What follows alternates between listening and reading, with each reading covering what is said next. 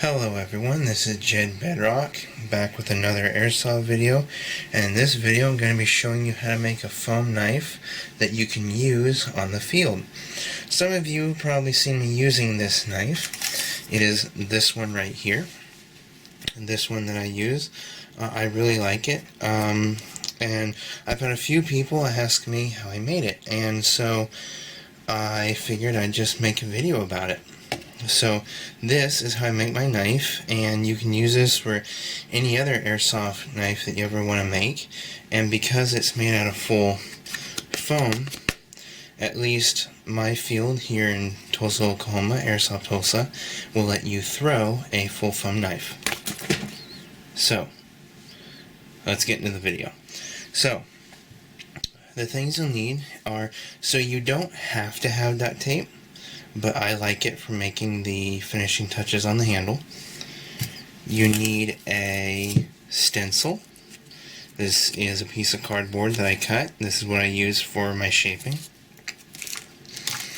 And then you can use scissors or an X-Acto knife. I prefer the X-Acto knife, but depending on how old you are, it's personal preference. I do a lot of airsoft tech and crafts, so I'll go with the X-Acto knives. And then a permanent marker or pen. Now these are for writing and outlining on the foam that we'll be using, and honestly I prefer the pen. I feel like it shows up a lot better and it's not as thick as the permanent marker, so you can be more precise. Now as far as the foam we'll be using, this is craft foam. It's foam that you can get from Walmart. I think you can pick up a sheet of it for just like a few cents. I think it was like 10 cents or something. But I went and paid like $5-6 bucks, and I got the entire block of the rainbow colors. Now, the thing about these is, and this is why I'm going to be using them, these are special. There's two types when you buy the block. There's the foam, that's foam on both sides. Then, like these are foam that have a sticky side, like a sticker, on one side. So, when we make the knife, we're going to make one side like that, and then we're going to get another piece of the same color and make the other side like that, and then we're going to stick them together. That's what we're going to do. So, let's get into it. Alright, so first, you choose your color. Put the foam off to the side once you've selected your two colors, and then start. So, you want to make sure that it's flipped this way on one side and this way on the other. Otherwise, when you flip the pieces, put them together, they are not going to line up. So, you put your knife thing down, line it up, make sure you have it there. Take your pen,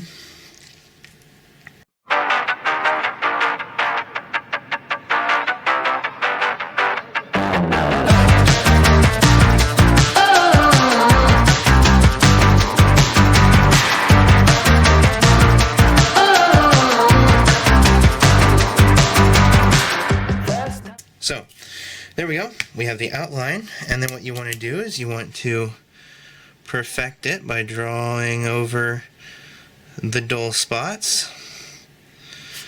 There we go. Add a nice point to it. There we go. And then you can round out this area a bit better.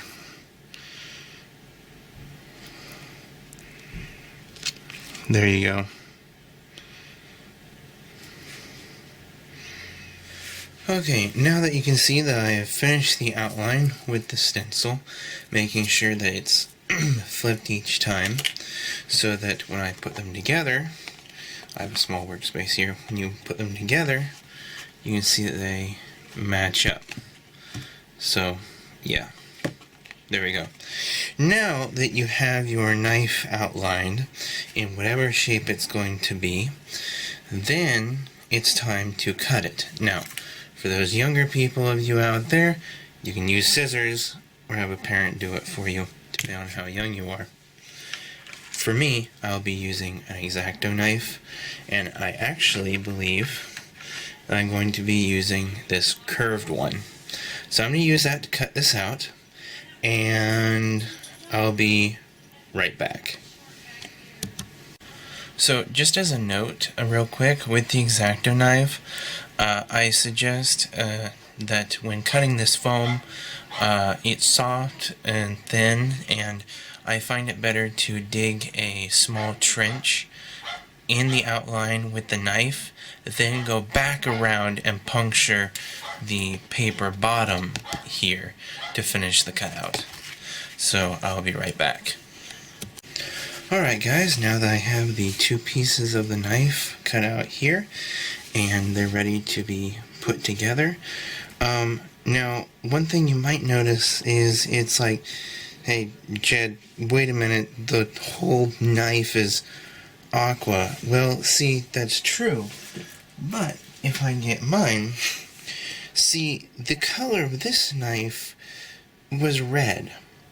So what you do is, to get this blue up here that I tried to paint over and this hilt part here, you can see that this knife is the same thickness. That's because the blade itself is two pieces that run the entire bit of the knife. I had to do that when I invented this way to do it because I couldn't find a way to make it that the blade was stable enough. It was too flip-floppy. But if you have it mounted through the entire thing, the blade is a lot more stable and it is supported by a lot more than knife. It also makes the hilt much thicker. So what I'm going to do next is I'm going to stick these two pieces together, and then I'm going to cut out more foam in the yellow color that only makes up this part. So what you'll do is you'll take your stencil and you want to do it right above the blade. So where the blade starts, you want to stop your foam there, and then you only want to cut it out there. So like you'll outline just the portion without the blade, and you'll do it twice, and then you'll cut those out, place them on either side here, and then you're done. So when it comes to putting the blade together, the sticky stuff makes it much easier. So you take off the sticky stuff. Now mind you, this is really sticky stuff. So it'll stick. Let me toss that. It'll stick. So you definitely want to watch it. Now one thing I've forgotten to do here is cut the hole in the stencil, but I'll do that later. That's my mistake for the video, but I don't want to make a whole new knife just because of it. I'll do that later. But this is just to show how to build the knife. So you take the knife, and I suggest, depending on how your stencil was done, I suggest lining them up at the blade. So I'm going to put this one down here. I line it up at the blade. Uh-oh, they touched. I let go. Man, these things are like fly strips. You touch them, they just don't want to come apart. Okay, so support both sides. And see, on my first knife, I didn't quite get it right. So I had a thing here, that little seam. That was because I didn't do it properly. And so you place it down like so. Alright, and your blade is done. There's your blade. Now I do recommend taking, like, sandpaper will work, and you just smooth it out so all the lines are smooth. Now that I have the blade of the knife, which would be my aqua, I'm going to redo it with the yellow right above the blade. So, same-o, you put it down,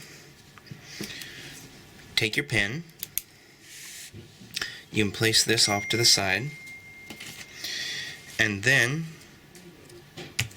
you trace it again. I'm getting what I'm giving, feeling something new, feeling something new.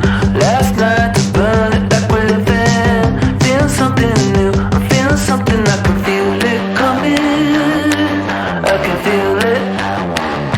Now waiting for the sunrise, 'cause I'm rolling in the necktie, rolling in the necktie, rolling in the necktie, rolling in the necktie, I'll be rolling in the necktie. Alright everyone, so I have the two things cut out.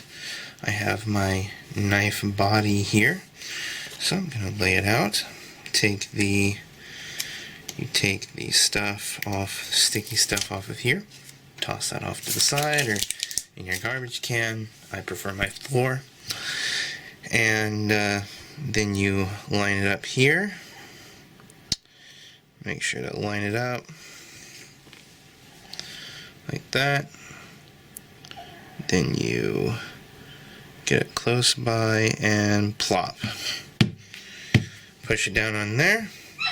You have one yellow side on your knife. Flip it over and peel off the sticky stuff.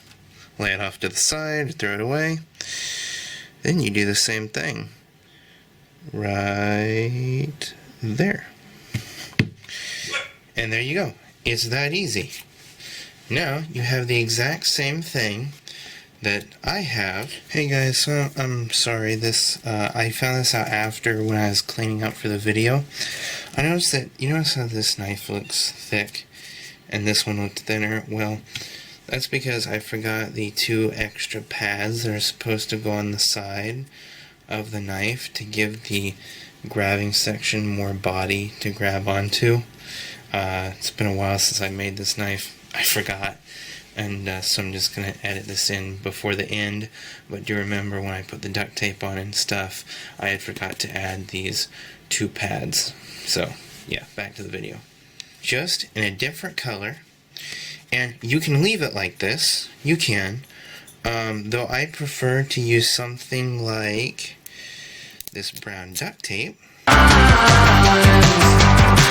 This time everything is different. Can you feel it too?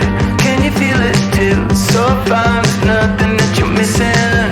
Feeling something new, feeling something, I can feel it coming, I can feel it coming. Now waiting for the sunrise.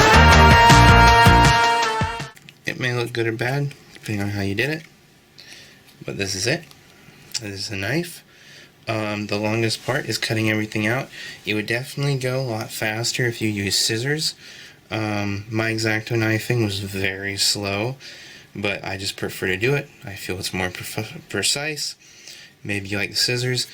There will be a lot of like roughness and unevenness that you can see there, and I suggest just taking a sandpaper to it or a filer or something. You know, just softly rubbing it smooth. Do it on the blade too. Rub it all smooth and everything. Now, something that you can try is I kind of sprayed mine with some red spray paint. I wouldn't recommend that. It looks, if you look real close, it looks kind of ugly, but it did stiffen the blade a bit more. But honestly, you don't need it that stiff. I mean, it wobbles a little bit, but, you know, it's not, it's not horrible. I mean, it's a foam knife that you can throw at people for airsoft. It's not supposed to be a, a real well-bodied thing. They do have very expensive foam knives you can buy other places, but for getting it for like under $3, I think this is a very good make. So this has been a Jedbedrock video on how to make a very cheap airsoft knife, and I will see you guys next time in my next video, or see you on the field. Bye.